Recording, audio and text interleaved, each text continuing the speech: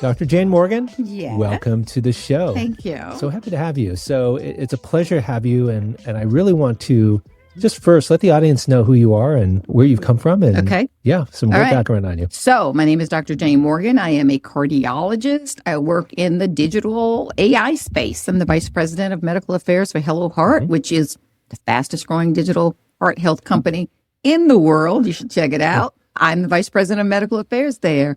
The other thing that I do is I specialize a lot in women's health, especially menopause and perimenopause and how it's related to heart disease. If you're wondering, why is a cardiologist talking about that? Because I talk about how women's risk of heart disease actually increases during that period of time. And my background by training, I am a research cardiologist. I spent a lot of time in clinical trials and leading study sites and working in pharma as well at Solvay Pharmaceuticals and AbbVie in real R&D, research and development, but also as well in medical affairs and business development. So my career has been somewhat circuitous. I've done any number of things as I have evolved and grown into the wealth of knowledge that I am today. It doesn't take just an ordinary path to become me. Yeah, Right. yeah, wonderful. Now, you've also been featured on CNN and some other broadcasts. I mean, Sure. you're just brought in as an expert to really talk about the challenges with cardiovascular disease. That's right. Well, I come in as an expert not only for cardiovascular disease, but also as a medical analyst for any number of topics. Oh, nice. So if any of your listeners have seen me before, I might be talking about anything. I've covered, the wildfires in LA and what smoke inhalation and it. burns and what you can do if you are trapped without a paramedic and you've got a burn and how to manage it. So I talk about any number of medical problems. I specialize in heart disease, but I am trained as a general internist. And when I go on television, I talk about any number of health topics. Wonderful. Well, let's dive into that because we are a community of health business owners. And, part of the Health Business Growth Collective is we help these doctors or any health business owners really grow and scale their business. And part of that is media. Right. Is really getting their voice out there. So where did you start? Because you just don't jump right into CNN, right? It's funny. You start with the pandemic. And so, Well, that's a great marker to start. Right. First, you got to have a pandemic, right? And so the pandemic happened, and I was at Piedmont Healthcare, and we were all being redeployed. If you can remember back, we didn't have PPE, and it was just a scramble in the hospitals at scale. And I began to try, I was the head of the COVID task force, and I began to try to think of what I could do to make an impact. And I went back to what was my bread and butter, which was research. So I started looking at the data in the hospital and publishing it, and publishing in medical journals. News agencies were reading the medical journals. This wasn't New York Times. This was, the medical journals. And they would call and ask me questions. And then they would call and ask me to come on. I was also learning more and more about COVID. I was listening in on the, FDA briefings and that sort of thing. And I think the news media began to associate me with COVID and a COVID expert. And I was publishing and I was speaking on it. So they began to call me. And I think there were so few of us that nobody asked if I had any media credentials, which I did. And I look at some of the earlier ones. I'm looking off in the wrong camera. I'm looking down. I don't, I'm kind of a mess. I never bothered to comb my hair, just whatever I'm doing that day. Yep. It took me a long time to teach myself, but I think I had that long runway because we were in a pandemic and everybody needed information. Yeah. So they sort of would let this doctor, me, who was a novice and didn't know what they were doing as far as media savvy, but I had good content. I had information, I had knowledge, and I was able to speak and able to present that information in a way that was understandable to their audience. Even if I didn't necessarily look the part and wasn't looking at the right camera and didn't quite know what I was doing, my content was good. Yeah. And so they kept coming back to the content. And so I think, in a pandemic, the bar was a little lower. Like they didn't need all the parts. They just wanted the content. They wanted the information. Right. Right. Yeah. And then that's how it began. And I started to get better and better and better and better until, I started to develop a lot of media skills. But first, people, you got to have a pandemic. where the bar is low. Well, let's not have it. We don't need another pandemic, okay? I think there's easier ways to figure this one out. Yeah. But I think the answer here is that you found something that people were looking for information on. And you were a trailblazer, right? Back in this day, you were producing research, you're producing information that everybody was hungry for. And I think that's a great lesson for our audience to say, figure out what people are hungry for, or, you know, as the old saying goes, skate to where the puck's going to be. Because that's exactly what you did. You had this wealth of knowledge, and this thing started brewing up, and then you gathered this information. I just kind of stepped into it. I wasn't looking for media. And it turns out I had good speaking skills and good teaching skills. And a lot of that, you know, I had spent years with, you know, students and medical students and high school students and graduate students, and, you know, ran internship programs at the hospital where I'm constantly teaching. And those skills turned out they were very translatable to the media, because I have to teach at all levels, and I had to make it understandable for everyone. And apparently that was very relatable to the public. So these were all skills that I brought. So when COVID hit and I started publishing, the media started contacting, we're looking for the author of this paper, somebody named Dr. Jayne Morgan. Literally nobody knew what was going on. It wasn't so much that I had great media presence. I had great teaching skills, speaking skills, and I had good content and knowledge. And the rest, they sort of let go under the radar because we were in a pandemic. They let it just slide. But the rest I developed on my own over time. Right. Yeah. And you're passionate too. I mean, people relate to you. They want, because you can simplify things.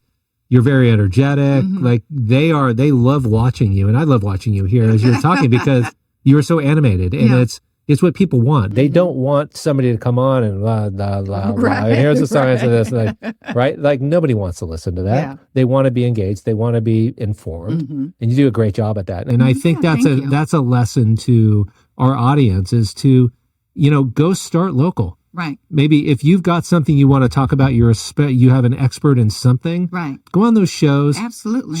Show that, and then watch it.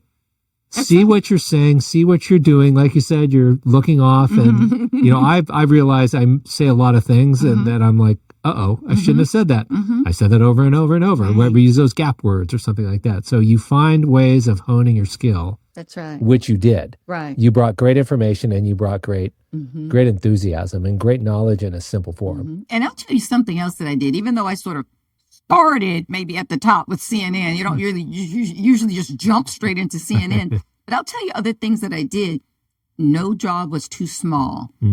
Even though I was on CNN, I was also on the most yokel stations in small town, Georgia, Alabama. Anybody who called me, if they had an internet and I could beam in, there was no organization that I thought was too small for me or wouldn't be of value to me. Now, part of that was I wasn't trying to grow my brand as much as I was trying to make certain that everybody had good information about COVID, because we needed to end the pandemic, and it was kind of all hands on deck. But when I look back on it, I think something that you need to think about is when you're starting out, there is no venue that maybe is inappropriate. Go everywhere. You don't ever know who will be sitting there or who will be listening, or what you'll learn. It was all those local ones where I got better and better and better. Every time I was out there, I was getting better and better and better and better for the CNN opportunities. Right. So, you know. Those are the stages you want to like stumble on.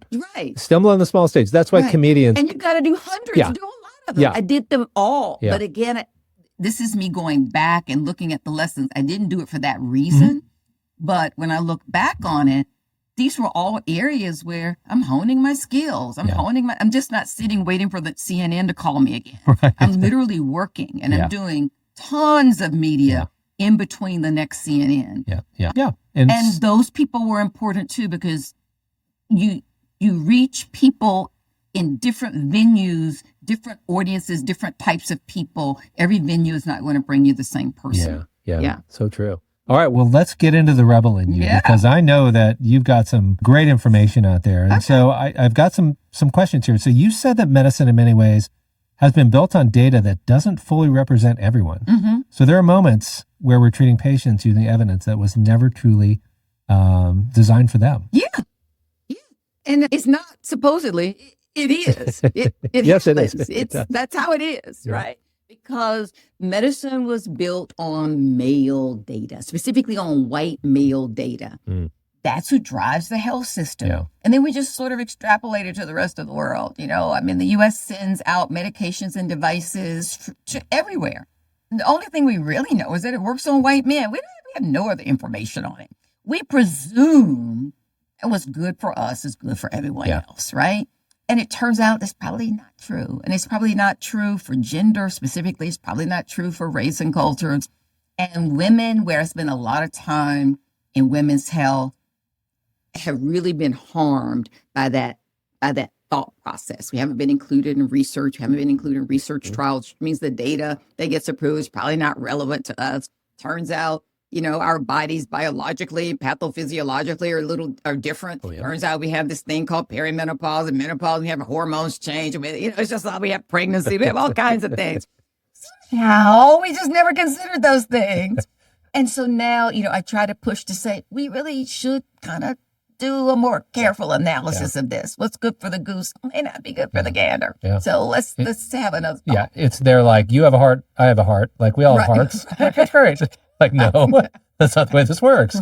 Right. We're all built differently. Right. So what are some recommendations that you see of how we can change the system, how we can start to look at different, sexes, races, gender, whatever it may be, like, how can we really start to bring this into a true healthcare for all? Yeah, let's just get a marker and just draw a complete X over it, and let's just start up. Yeah, right.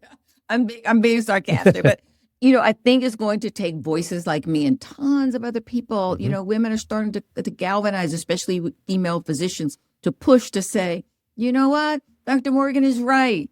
This doesn't make sense. Why are we accepting the way that we're being taught? One thing about being trained in a patriarchal system like our health system is it also trains you to not question it. Yeah. This is the data. This is the knowledge that comes from on high. Your job is to learn this knowledge and apply it, not to question it. This is an established medical school. Right. Like, this information is like, you're getting the best information out there. There we go. And so you are indoctrinated to learn it, to master it, to apply it. But you don't challenge it, question it, even if it's not working in your favor. And that's where I'm trying to break the mold, probably unpopularly, but that's where I'm trying to break the mold. People are starting to come on board and go, it's just kind of making sense. Maybe there was that thing I've kind of noticed, but I didn't want to challenge anybody over it. But the fact of the matter is that doesn't work for my female patients, and I know it doesn't work. And what happens? We do workarounds for our patients. That's what doctors do, especially female doctors for their female patients. We kind of do a little workaround. I'm going to prescribe this blood pressure pill for you. It's probably going to be too strong. I'm going to tell you to take half of it. Very unscientific, but we also kind of know it's not going to work for you. Yeah. And so what do? We love scored tablets. Scored means, you've ever seen those pills that have a little dent in the middle? Yeah. We love those for our female patients because we can tell them to cut them in half. And what I'm saying is, let's stop telling our patients to cut the pills in half. Let's start making the system develop drugs where we're including them in clinical trials so we don't have to have scored tablets. Say, just start with half. Let's see what happens. Then we'll go to a full pill. We don't do that with men. We just give them the pill. Right. So we have always kind of done these workarounds as we take good care of our female patients. But are we really taking good care of them? Or are we kind of just putting a Band-Aid on a system that's leaking? Yeah. Let's talk about health equality, because I know you talk a lot about that. Right. And, looking at this, like, we are not all living in the same environment. Right. We have inequality in housing, food deserts, income levels, gender, pill prescriptions. Well, like there's no score tablets. Right. We got problems here. Right. But I mean, this is a big issue because, what we're seeing now is the system is like, I would say it's a hammer, like, and they're just looking for nails and they want to hammer that nail in every way possible, but they're not looking at some of the challenges that are Right. being faced across Right. the entire population Exactly. in the demographic areas. Exactly. Yeah. You are absolutely correct, because it hasn't occurred to a system that's led by men to look at anything else beyond themselves. It's a great example of groupthink. Yeah. You go, we had the best thinkers in the room and we all agreed that this was best. Well, you all supported each other. Did Yep. you ever think to invite another perspective? That would probably obviate that. And that's why when we talk about diversity, we talk about diversity of specialties. So when we talk about OBGYNs in a silo, cardiologists in a silo, rheumatologists in a silo, surgeons in a silo, we all need to talk to each other, Mm-hmm. all taking care of women, but we're not all sharing the information. If cardiologists talked more with OBGYNs, we'd be able to say, those pregnancy complications lead to more cardiology stuff later down the road, but we don't. OBGYNs see them here. We catch them later, pass them off to, it's just an insane system where nobody's talking. And I try to encourage doctors to embrace diversity where all of the different specialties mix in and talk, and we come out of our silos and we have teams that are cross-functional and not this referral.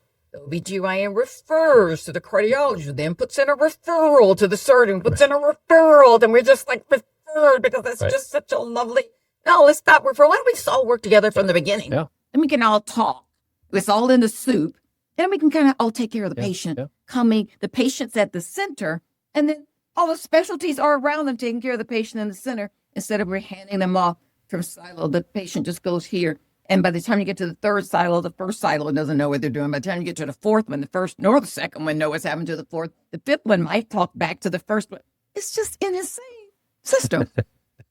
Wait, wasn't the EHR supposed to solve all that? Right. Like notes. Let's just put it in the note. Right. Like, Just no. put in a note. Let's just put a note. And the EHR has solved some of that. We still aren't talking, but we're able to read what somebody else did. Right. An outdated. We're not communicating, Right. but we can at least see Yeah. what happened. But Yeah. we're not really communicating and not all taking care of the patient together. Yeah. How do you see AI working in this model where So we could I now start see- to do this? Yeah, I see AI. I see AI catapulting women's health to the next level beyond anybody else's health, because we are the ones that are the most desperate for real data and information such that we can take great care of ourselves, including great care of our hearts. And we're not able to do that because we haven't been included in the research, and trials that have been done on us have all been relegated just to reproduction, as if we have no other organs in our bodies. Evidence-based medicine and randomized clinical trials are sort of the cornerstone of medicine, where we get our real validated data. Randomized clinical trials, can take 20 years to complete. Women don't want to waste another generation. So I see AI, women's health, being early adopters of AI to drive research beyond randomized clinical trials and evidence-based medicine. We can now get aggregated information, modeling of patients, creation of multiple thousands of scenarios, artificial sampling of what we're doing, and maybe get the answer in a week instead of 20 years. And probably most of the establishment will poo-poo it. Like, oh, that's not how we've always done it. But I think women will be willing to adopt it and drive it. And the fact of the matter is, we will learn that women are actually almost 52% of the population. We're not the minority of the population. If women embrace it and get behind it, it's going forward. Yeah. And I think we don't even understand our power. We still live in the mindset, I'm talking about women, many women, where we have to support the men in power. No matter what the men are doing, we have to support them in power. No matter if them being in power hurts us, somehow it's the whole socialization. We still have to support the men in power. If we could take our own power, we could actually drive our own healthcare. You can still support the men, but you can also take care of yourself and your daughters as well. Yeah. And I think it's women's health, once we realize how powerful the demographic is, that will embrace AI and say, enough of this randomized clinical trials in 20 years. That works great for you because you've been doing it for 100 years. Yeah. But for us, we don't really want to waste another generation of women not knowing anything. So we're going to take our AI and build. And by the way, man, Right. you die a lot sooner than we do, so we're not following your advice anymore. We got 4 years on you, so. Hey, listen, Yeah. and not only do we live longer, but because we don't get good information on our health, especially not at midlife and perimenopause and menopause, we spend 25% of our lives in poorer health, Wow. even though we live longer. So it sucks. So we need to remove the suck from it and say, we're going to have 25% good years over here. Yep. So let's talk about another statistic, which I was surprised when I was doing the research, that every 40 seconds somebody dies of a heart attack. Yeah. Now, women, of course, when is it menopausal, postmenopausal, are actually at a higher risk. Right. And then women, of course, of other, races other than white are even at a higher risk. That's true. So this is a pandemic or an endemic, whatever we want to call this. It's always been. Heart disease is the number one killer of men and women. Yeah. Forever. Processed foods had pushed us over the limit. But what people don't know is that it's always been the number one killer of women. We just I did not know. ignored them because health system is run by men, and men focus on women only for reproduction. So that's the value that women have to a male society. When you talk about women's health, it's only reproductive health. Even women embrace that. We only go to an OBGYN to take care of our health. It's not the OBGYN's fault. They're focused on what they were trained to do. So it's about the breasts and the vaginas, which are the parts that interest men. But the fact of the matter is, it's the organ that's sitting behind the breast that the men love that's actually killing the women. And men ignore it, so we ignore it too. Because it's part of the patriarchal society, right? We learn what we're taught, then we learn to support it, and then we learn to not challenge it, even if it's to our own detriment. So that's why I say sometimes I'm unpopular.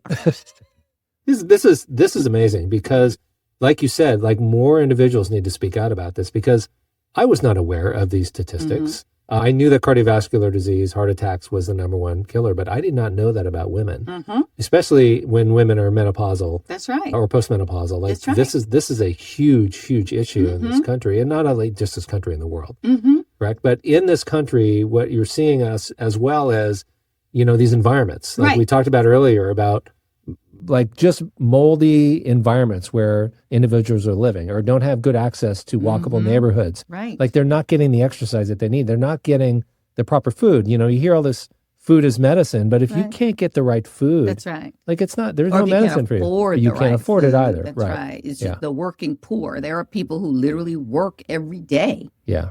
And they are the working poor. Yeah. And, they live check to check, but they literally work every single day, but their job may not have health insurance. Yeah. Their job may, so any little thing tips them over because they're living on the edge, but they literally get up and work a full-time job every single day of their lives till they die. Yeah. Right. So what do you see some solutions here of really addressing the challenges that we're facing with women and their cardiovascular risk? And how can we really get this message out? I mean, you're on these individual podcasts, but are you out there working with other groups and working with health systems? All kinds of groups. Everything. We do everything. So I work with a lot of groups, but, I think sometimes maybe some of the most effective things that I do are on social media and bringing in like-minded people into social media who also are delivering those messages to their audiences is what I'm saying. Women have to galvanize and push it forward. And I know for a fact, physicians, my colleagues, oftentimes will say, doctors who are serious, who are real doctors are not on social media. We are taking care of our patients. We're in academic institutions. Listen, here's what I say to my colleagues. You have got to get out there. Because others without your credentials are out there filling in the gap with nonsense. Yep. So by you staying and saying, well, I've got to be pure because this is nonsense. Part of the reason is nonsense is because your voice isn't out there providing some opposition. And so the grifters or whoever, whatever they're doing, whatever their credentials are, some of them, I don't even understand their credentials. What does this mean? And here's something. If you don't understand their credentials, they probably aren't real. And so, it's like, where'd you get that? If you've never heard of the school, it probably doesn't exist. Right. Yeah. And a lot of people call themselves doctor. There's no law against calling yourself a doctor, whether you have credentials or not. You may just say, I'm a doctor of grass growing. I'm Dr. Green Thumb, whatever. It's crazy. Right. And so, pay attention to who you are listening to. But they generally are charming. They've got great, media skills, and they say things that are provocative. And you're like, oh my God, I watch Dr. Green Thumb all the time. You never thought to see, is that a real degree? So for my doctor friends out there, all of my colleagues, you should be on social media. You should. Not everybody, I know it's not for everybody, but don't issue it because you think it minimizes your qualifications. It doesn't. We need to have voices that are opposing the nonsense, and people need to be able to see what real doctors are and what that information is. Yeah. How is the traditional cardiology community embracing this? Are they shooing it away, saying, social media? Well, no, social media, as well as, when you go to these get-togethers of cardiologists, the American whatever Cardiology Association.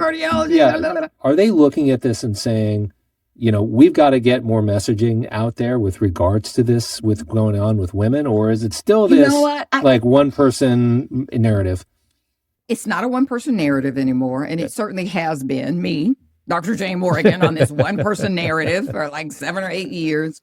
But it's taken a while to catch on. Yeah.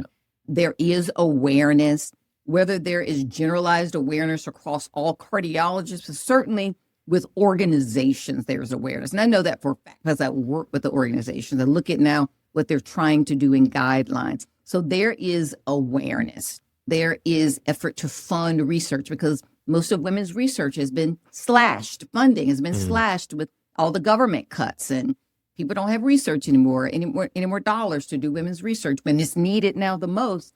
So I would say there is increasing awareness. I would say that I don't get the skepticism. Surely I don't get it today that I did 6 or 7 years ago.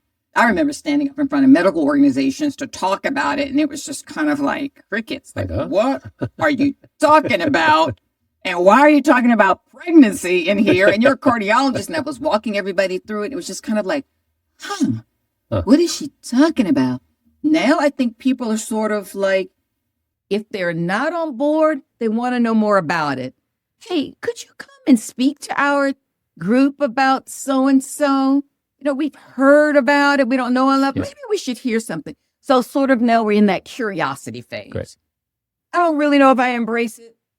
I've been hearing about it now. I'm willing to listen, see what you have to say. So, and listen, I got my first invitation to a medical school this year, University of Vermont Medical School, to come and teach their medical students. Right. That is huge. That is huge. So medical schools are starting to say, I think they may be on to something here. Invite Dr. Morgan over to talk to us. Well, so slowly just pushing this boulder uphill. We're just pushing this boulder uphill. One show at a time. I mean, this is amazing. And thank you for providing this knowledge and to the audience. And again, what you've done there out in the world is truly fantastic, and continue to do what you're doing. And I hope the audience recognizes that they need to get their voice out there too. And the way you do it is you just do it. You just start. Just think, this doesn't start from somewhere. Yeah. I've been working on this for years to get it where it goes. So when you say, it just came out of nowhere. No, it didn't. No, it didn't. Somebody was in that nowhere land working for years. Right. Hello, I've been over here. Finally, somebody shine a light on me. So we need everybody's voice. Yeah. We need everybody to push forward. It's not just even though it's impacting women, it impacts men too. And we need men to lean in. We need women to stop thinking that if I support myself, that means I'm not supporting men. No, you can do both. And you can support yourself. And in some cases, you need to support yourself in lieu of men, because that support maybe is not helpful to you right now. You need to regain some of your power.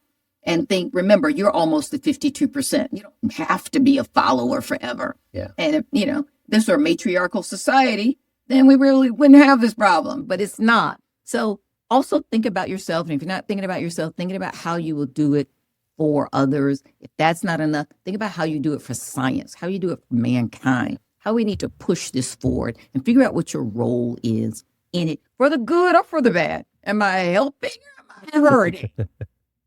Find out what your lane is. Yeah. I love the direction. Dr. Jayne Morgan, thank you so much. Thank you. I love it. Thank you.